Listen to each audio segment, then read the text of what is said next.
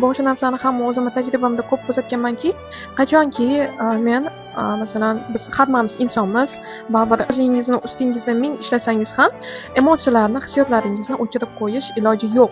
Siz qanchalik psixosomatika bilan shug'ullanmang, baribir masalan qanaqadir bizni maqsadimiz yoki bizlarni yetib boradigan joyimiz, ya'ni nuqtamiz bu qanaqadir manaxga aylanib, umuman hech nimani his qilmaydigan, jahli chiqmaydigan, hech nimaga e'tibor qaratmaydigan, faqat такой spokойно bo'lib yashaydigan insonga aylanish emas.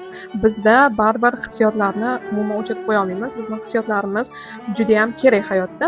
Bizni himoya qilish uchun, bizni aynan hayotimizda qaysidir narsalarga yetishimiz uchun, umuman yashashimiz uchun bizga umuman emotsiyalar, hissiyotlar kerak va ularni o'chirib qo'yish bu bizning vazifamiz emas.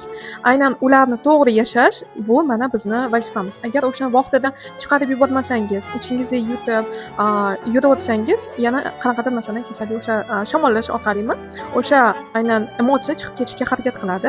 Ya'ni siz o'zingiz samostoятельно o'zingiz chiqarib yubormaganingizda organizm keyin kasallik orqali o'sha narsani chiqarib yuborishga harakat qiladi. Ya'ni har qanday emotsiya bu aynan bizning tanamizda yig'ilgan bosim hisoblanadi va kasal bo'lganimizda o'sha og'riqlar, o'sha yallig'lanishlar orqali o'sha bosim chiqib ketishga harakat qiladi.